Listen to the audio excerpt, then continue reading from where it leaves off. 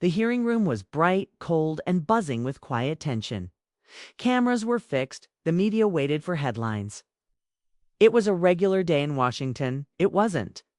Congresswoman Jasmine Crockett sat still at her desk, flipping through pages inside a thick binder. Around her, other members of Congress were already speaking. Some raised their voices with dramatic speeches. Others smiled for the cameras. But Jasmine didn't play for attention. She played for results. She knew today wasn't going to be. Ordinary Justice Brett Kavanaugh entered the room like a man stepping onto friendly ground. His smile was polite but full of quiet confidence. His navy suit was perfect, its posture calm. He greeted the committee as if it were a formality, not a threat. Most of the room expected him to walk through the day untouched, but Jasmine was ready, not for a fight, but for the truth. The hearing was supposed to be about ethics, reform, and judicial oversight.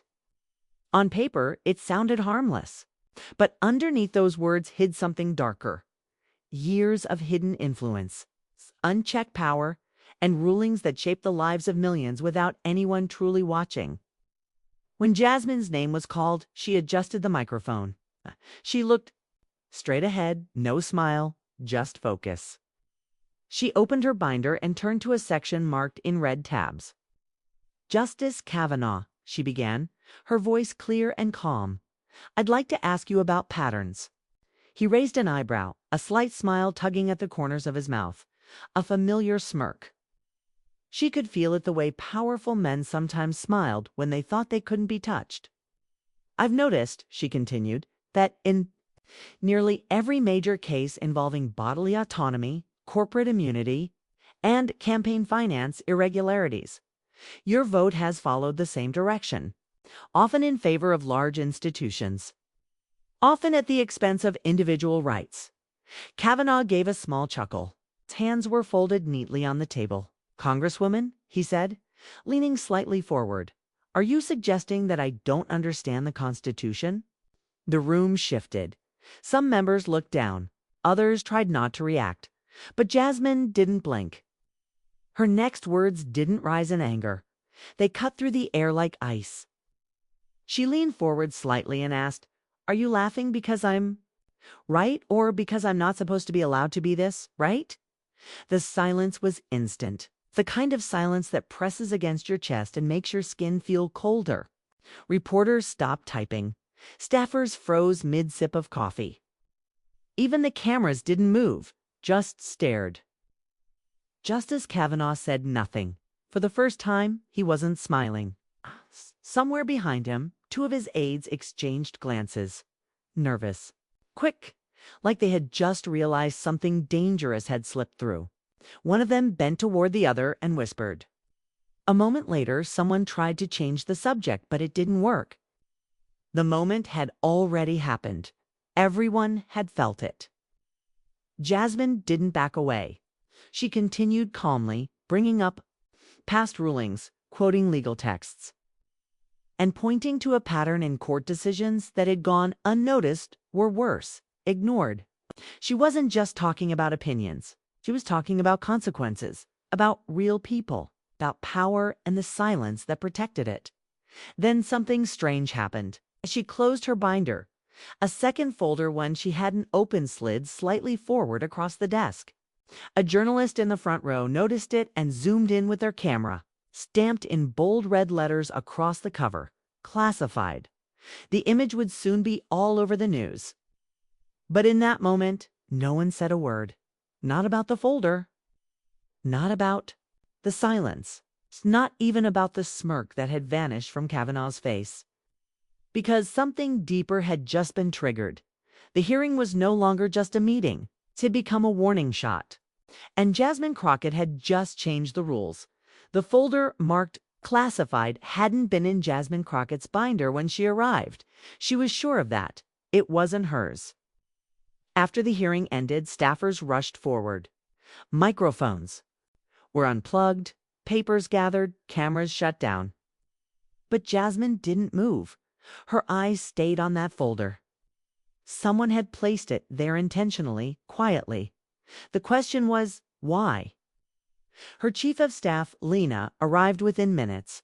She leaned in and whispered, "Do not open that here. Let's move." Jasmine nodded, stood up calmly, and tucked the folder under her arm. Reporters began shouting questions. Justice Kavanaugh exited quickly, avoiding eye contact, escorted by security. Outside the building, protesters and supporters shouted over each other, waving signs, capturing live videos. Some yelled her name, others booed. But Jasmine walked straight to the car, got in, and closed the door behind her. Inside the vehicle, she handed the folder to Lena. "Scan it for prints first. If it's a trap, I want to know who said it." Lena nodded. On it. That night, Jasmine sat in her apartment alone, watching the moment from the hearing on repeat. The clip had already gone viral. Over 40 million views in less than 12 hours. Headlines lit up across news platforms. Congresswoman freezes hearing with one-line. Kavanaugh's laugh. Beats Crockett's ice, who gave her that folder. By morning, the media had moved past her words and focused on the red-stamped. File theories bloomed. Anonymous sources claimed it contained sealed internal court communications. Others said it was planted to frame her. A few whispered it held proof of judicial tampering in landmark cases. In D.C., speculation was fuel, and this was an inferno. Meanwhile, Lena returned with news. "No fingerprints," she said. "Not even yours. It was wiped clean." Jasmine raised an eyebrow. "Not even mine." "Nope. Someone used lab-grade bleach or polymer gloves. It's surgical, and the contents," Lena hesitated. "Encrypted. Military grade. But there's metadata. Guess where it was last opened?" "Where?" "The Eisenhower Executive Office Building. Next door to the White House 2 weeks ago." Jasmine leaned back in her chair, mind racing. So this wasn't some intern's prank? No. This came from someone with access. Someone who knew how to make it disappear if they wanted to. But they didn't.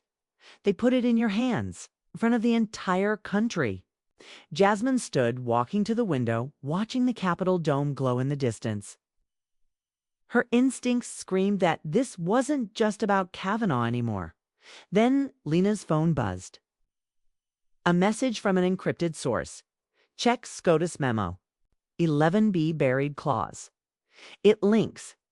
Don't trust judiciary oversight staff. Attached was a blurry screenshot of a document partially redacted. But one sentence stood out clearly. Crockett's potential influence must be contained before Phase 3 leaks. Jasmine stared at it, then slowly turned to Lena. "Phase 3?" she asked. Lena shook her head. Never heard of it. But Jasmine had. Years ago, during her work on algorithmic bias in federal law enforcement, she'd heard whispers of a hidden phase in a no-defunct AI surveillance program, one designed to link judicial rulings to predictive behavior models. Officially, the program was shut down, but Jasmine never believed that. Now it felt like something buried was coming back. Later that night, her secure laptop pinged with a new message. No sender. Just a single line. He laughed because he thought no one would look deeper. You did. Attached was a zip file. Password protected. She clicked download without hesitation. And just like that, everything changed. The folder wasn't just a warning. It was an invitation. The file downloaded slowly, as if stalling for suspense. Jasmine sat motionless, eyes fixed on the screen. Every second felt heavy. The password prompt blinked on the screen. Enter decryption key. She leaned back in her chair, heart pounding. What was the key? There was no hint in the message. No sender to contact. Then she remembered the last line. He laughed because he thought no one would look deeper. You did. Jasmine typed, "Look deeper, access denied." She tried again. Phase 3. Access denied. One more try. Crockett 2024. Still nothing. Frustrated, she slammed the laptop shut. But just then, Lena walked in, holding a flash drive. "You need to see this," she said quietly. Jasmine opened the laptop again, inserted the drive, and watched the screen flash to life. It was a video not leaked to the public from a closed-door Judicial Committee briefing 2 years. The video quality was poor, likely captured by a hidden device. On screen, Justice Brett Kavanaugh. A round table of senators, and someone speaking in a clipped, nervous voice. An AI engineer from a now-defunct federal contractor, Graybridge Analytics. "We never intended for the models to be used in judicial sentencing," the engineer said. "The program was experimental. The algorithms, they skewed heavily by race, location, and economic status. We flagged it multiple times." "And why wasn't it shut down?" a senator asked off camera. The engineer replied, "on paper. But Phase 3 went dark. Off books. Transferred. Transferred to where? To a court-adjacent shell program. We believe someone inside the federal judiciary kept it alive under a new name, EcoScript." The name struck Jasmine like a hammer. EcoScript. That was the term buried in footnotes of obscure federal case filings she once tried to investigate. The ones her previous committee shut down without explanation. Lena looked at her. "That's your leak. That's what someone wanted you to find." The realization sank in like ice. The program didn't just exist. It was influencing legal decisions, maybe even writing them. And if true, it meant artificial intelligence trained on biased data had been steering American justice behind the scenes. Jasmine stood up. "Get me a private call with Senator Morales. Now, he's on judiciary oversight." "Already tried," Lena replied. "He's not responding. Neither is his chief counsel." "Then find someone who will," Jasmine snapped. "This isn't just a policy breach. This is a constitutional crisis." But before Lena could reply, Jasmine's phone buzzed. "Unknown number," she answered. A voice distorted and calm. "Stop digging, Congresswoman. EcoScript protects more than cases. It protects legacies. You're stepping into something you can't contain." "Who is this?" Jasmine asked, keeping her voice steady. The line clicked. Disconnected. She stared at the phone, adrenaline racing. Moments later, a message popped up on her secure laptop. No name, just a document. Subject, internal SCOTUS. Briefing EcoScript protocol, she clicked. What she saw turned her blood cold. The document listed case numbers, dozens, some from years ago, some recent. Next to each case, a percentage and a name. The percentages were labeled predicted public stability outcome. Next to Kavanaugh's name, repeated more than any other. 92% recommend favorable outcome for state interests. The AI hadn't. Just guided opinions. It had calculated which judges would rule a certain way based on media pressure, public unrest, and institutional loyalty. And Kavanaugh's laughed during her interrogation. It wasn't arrogance, it was confidence. He believed no one would dare expose it. Jasmine stared at the screen, trembling. She had two choices now: expose EcoScript and face destruction from inside her own government, or walk away and live knowing justice was being written by code, not people. She looked at Lena. "We leak it, not to cable news, to the International Human Rights Tribunal. Let them open a global investigation." Lena hesitated. "Treason, Jazz?" "No," Jasmine said quietly. "Treason is letting an algorithm decide who gets freedom and who doesn't." A long silence. Then Lena nodded. "We do it your way." They both knew what came next: cameras, backlash, smears, and maybe worse. But the line had been crossed. And Jasmine Crockett was not backing down. Lena moved fast. Within hours, the full EcoScript dossier was encrypted, split across 4 secure cloud servers, and prepped for anonymous submission to the International Human Rights Tribunal in The Hague.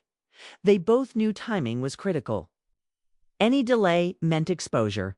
Any leak before the right hands received it could mean shutdown or worse. Jasmine didn't go home that night. She stayed in her Capitol Hill office, pacing between headlines flashing across cable networks. Kavanaugh's laugh had gone viral. But the real storm hadn't begun yet. Around 3 a.m., Lena's burner phone lit up. A message from an encrypted Proton Mail account simply said, "Transmission received. Initial confirmation underway. Secure channel opens at 0600 GMT. It was happening. But less than an hour later, something went wrong. Jasmine's congressional email account was locked. Her federal clearance pass was flagged. Then came the knock. 3 men in black suits entered without waiting for permission. They weren't Secret Service. They weren't FBI. They wore no badges. Congresswoman Crockett. "We're here under direct orders from the Office of Federal Integrity and Risk Mitigation," said the one in front. His tone was smooth, too smooth, like someone used to removing problems, not solving them. "What office?" Jasmine asked. The man smiled faintly. "It's a provisional task force created to handle advanced breaches of federal information architecture. We're here to escort you for a debriefing." "You mean arrest?" she said calmly. "No, ma'am, not yet." Lena tried to intervene, but one of the men blocked her. Jasmine handed Lena a slip of paper before she was let out. It had 2 words, Plan Echo. The building was quiet. Journalists were still asleep. Reporters hadn't caught the escort. That was by design. They brought her to a government safe house just outside Arlington, a facility that didn't officially exist. White walls, no clocks, no windows. The man from earlier sat across from her again, this time without the politeness. "Where did you get the EcoScript files?" Jasmine remained silent. "We know you accessed them. That alone is a federal violation. We also know you attempted to transmit them to a foreign tribunal." She met his stare. "If you're trying to scare me, you're late. I've been living with fear since the day my mother was wrongly sentenced using a risk assessment algorithm that's now inside your black budget project. So either charge me or shut up and listen." That did it. He leaned back. "You think this is about suppression? EcoScript isn't a weapon. It's a firewall. You take it down, you don't just expose corruption, you collapse trust in the judiciary. That destabilizes everything." "Then maybe it deserves to fall," she said. The room stayed quiet, then he rose. "We're not your enemy, Congresswoman, but we are your last warning." And then he left. Jasmine sat alone for 6 hours. No charges filed, no calls allowed. Finally, a staffer, nervous and silent, walked in and handed her a sealed folder. Inside, a printout of an internal memo from Justice Sonia Sotomayor. Date 2 weeks ago. Subject: concerns over rogue influence in judicial review automation models.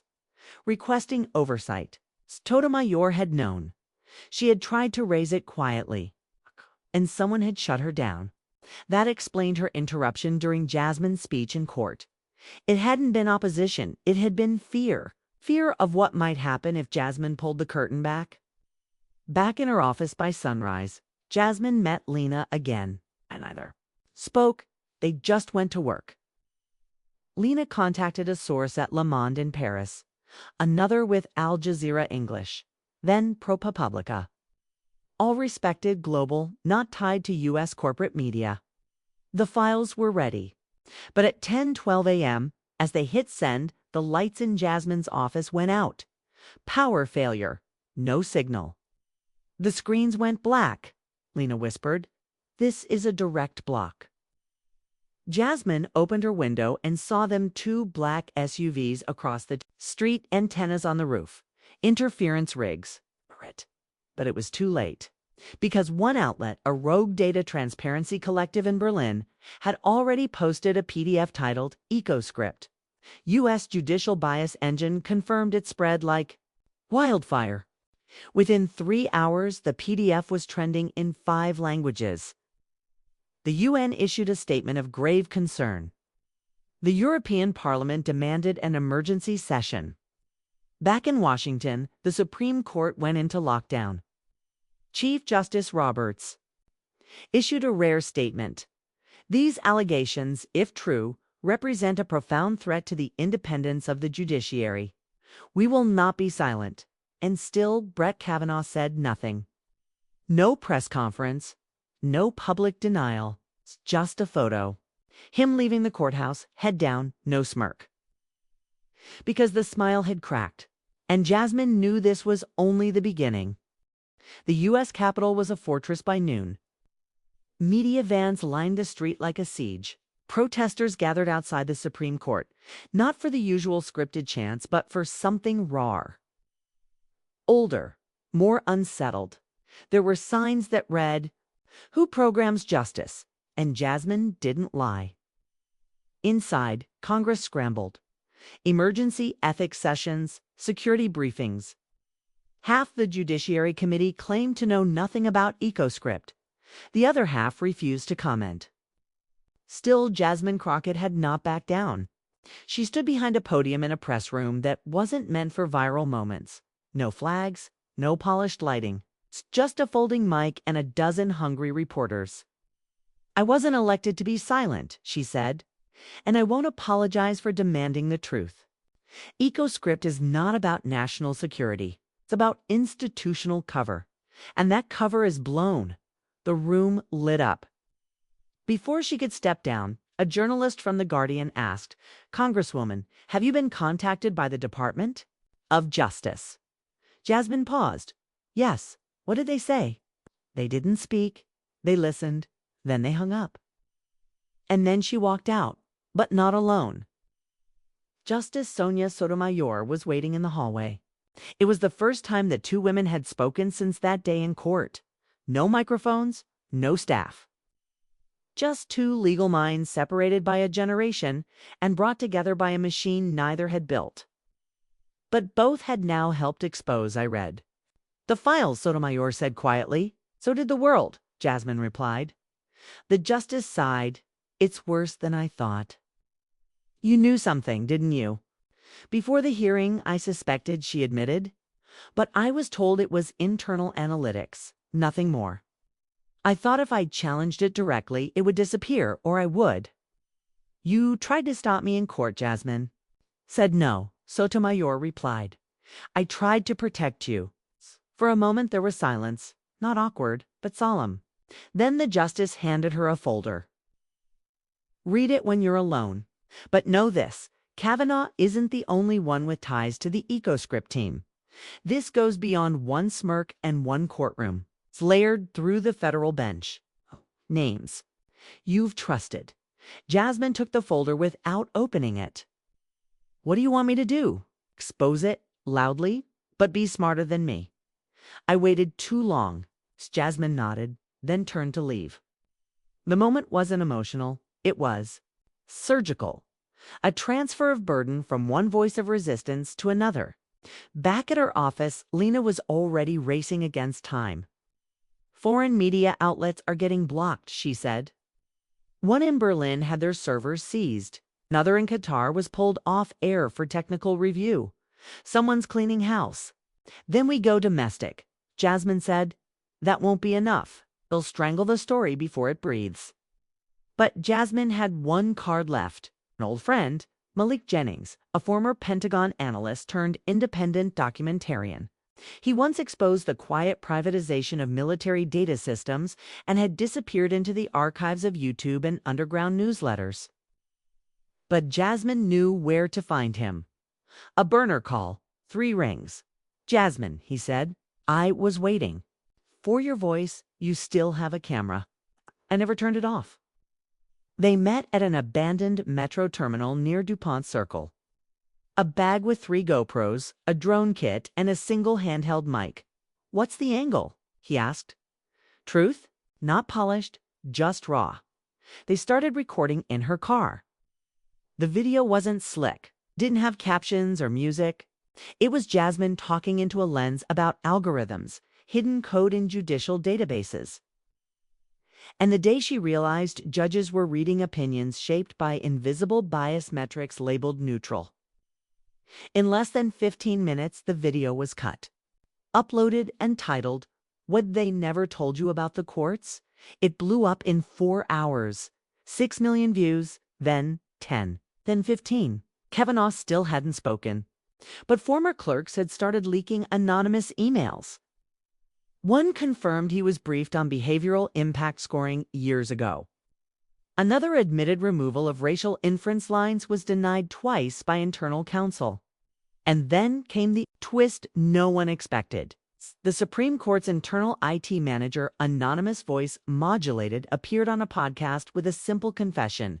It's true. There's an AI layer. It was meant to be advisory. But the judges started relying on it like it was gospel. Everything Jasmine feared confirmed. By the next day, the President of the United States was forced to speak. Not to condemn Jasmine, not to defend Kavanaugh, but to announce a full independent investigation into EcoScript and its unintended influence on the U.S. justice system. For the first time in history, public confidence in the Supreme Court dipped below 30%. And Jasmine, she sat in the back of a cab watching the city lights blur past, thinking not of her victory, but of her next step. Because the machine wasn't dead yet. It was just wounded. And wounded systems fight hardest before they fall. The early morning sun lit Washington in a dull gold, but nothing felt warm. Not after the night before. Jasmine Crockett was no longer just a congresswoman. She had become a national headline, a whistleblower, a disruptor, and a target. By 7 a.m., 5 different federal agencies had issued statements, each one vague. Each one clearly crafted to avoid the word that was now echoing across every screen. In America, EcoScript. A digital algorithm that may have secretly influenced judicial decisions. A system Jasmine exposed.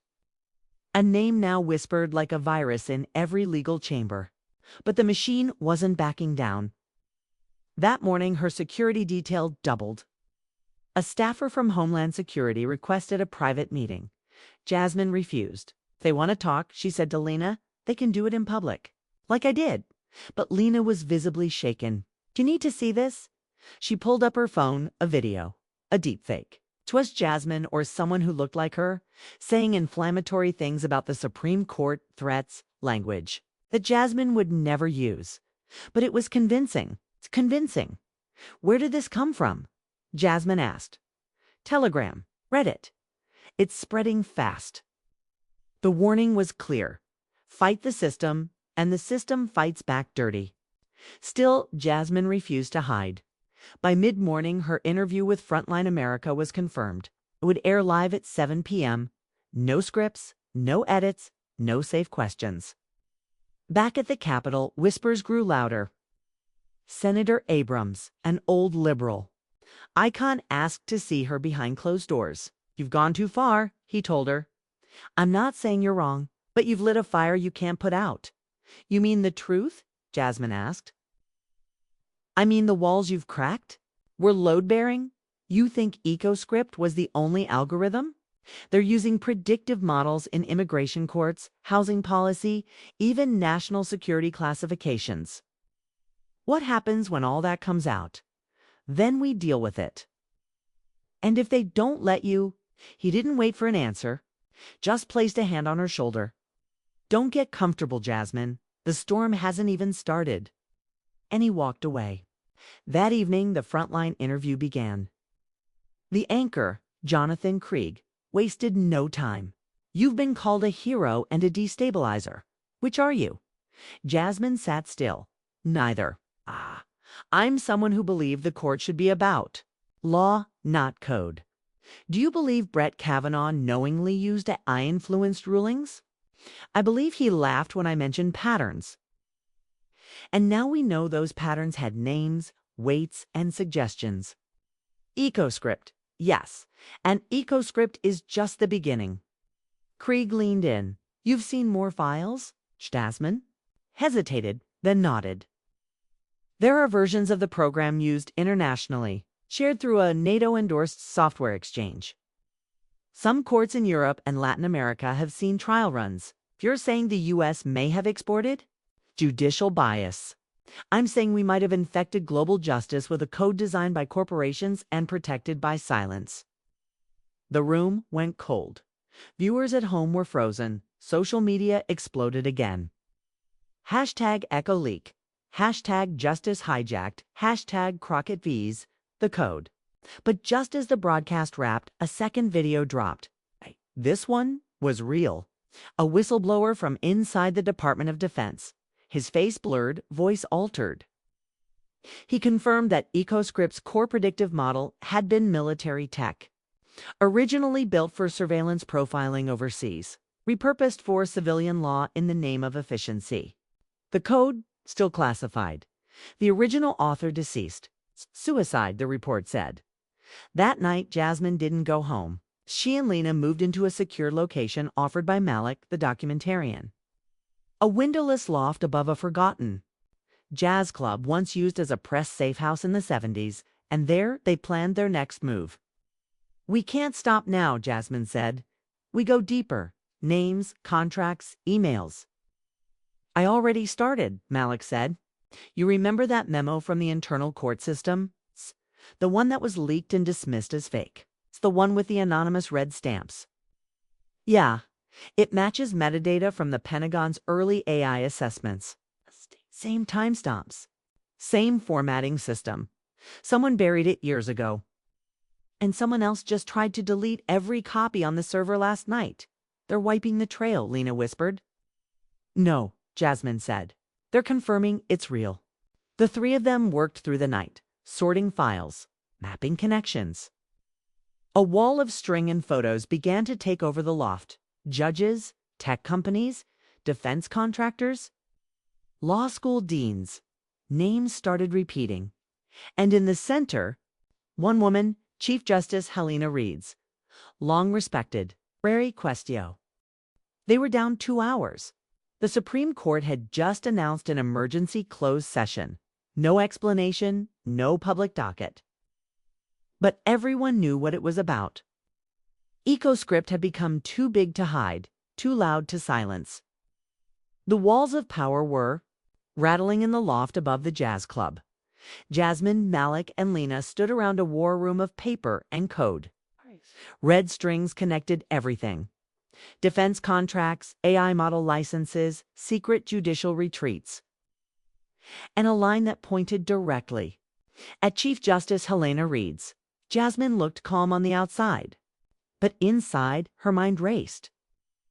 This wasn't just about justice anymore. It was about truth under attack. And the courtroom was no longer the only battlefield. Tonight, Malik said, we go live. Jasmine didn't blink. All of it. Lena hesitated. Are you sure? Once it's out, there's no coming back. Jasmine answered with her silence. Then she walked over, picked up the flash drive holding every document they'd verified, and handed it to Malik. He nodded. We'll stream from a dead IP. Multiple nodes. No takedown possible. Meanwhile, across the city, Chief Justice Reeds met with 3 senior justices behind sealed doors. News cameras weren't allowed inside, but speculation ran wild. Journalists camped outside the courthouse like it was war zone territory. Everyone wanted to know, would the court discredit Jasmine? Would they call her a liar? Or worse, would they say nothing at all? Back in the loft, the countdown had begun. 10 minutes to broadcast. Jasmine sat in front of the camera. Lena stood behind it. Malik synced the stream to every free speech mirror site on the web. The screen lit up. The red light blinked. And suddenly, Jasmine Crockett was live. Not on CNN, not on Fox, but everywhere. Good evening, she said, her voice steady. My name is Jasmine Crockett. I'm a congresswoman. I'm a lawyer. I'm also a witness to something that was never supposed to be seen. She held up a single page. The EcoScript contract between Raventree Technologies and the U.S. Court. Administrative office signed and sealed 5 years ago. Tonight, I want to show you what justice has become in silence. Then, document by document, name by name, Jasmine laid it all out. EcoScript. The military origins. The secret judicial summit. The false denials.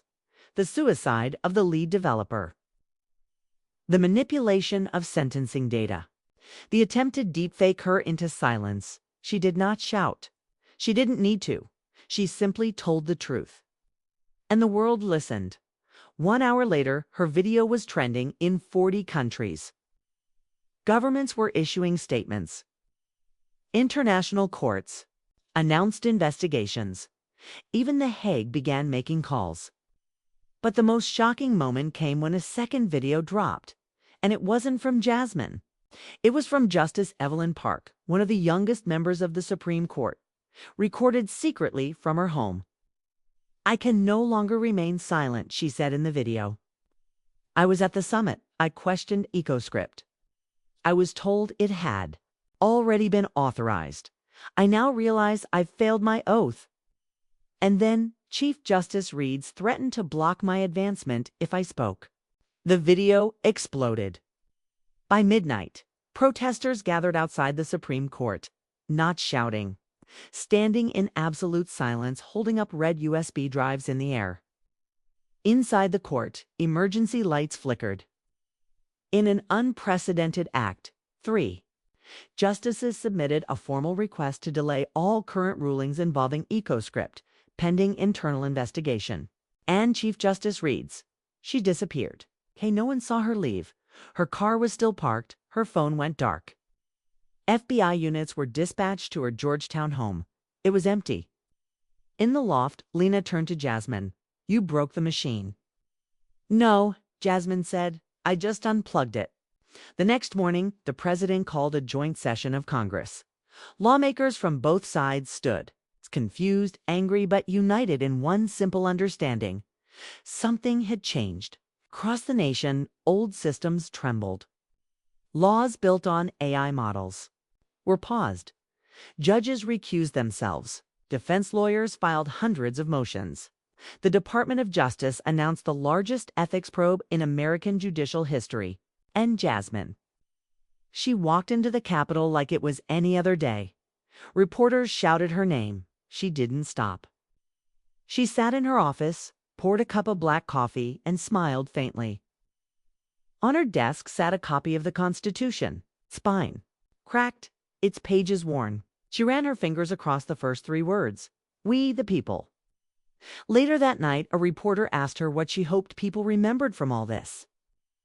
Jasmine thought for a moment. "Not me," she said. "Remember? That power fears sunlight. And we just opened every window." The screen faded to black. Then a single sentence appeared. "This is not the end. This is the beginning." And somewhere far away in a different country, a young journalist downloaded the Crockett files. The truth had gone global. The machine was watching, but now, so were we.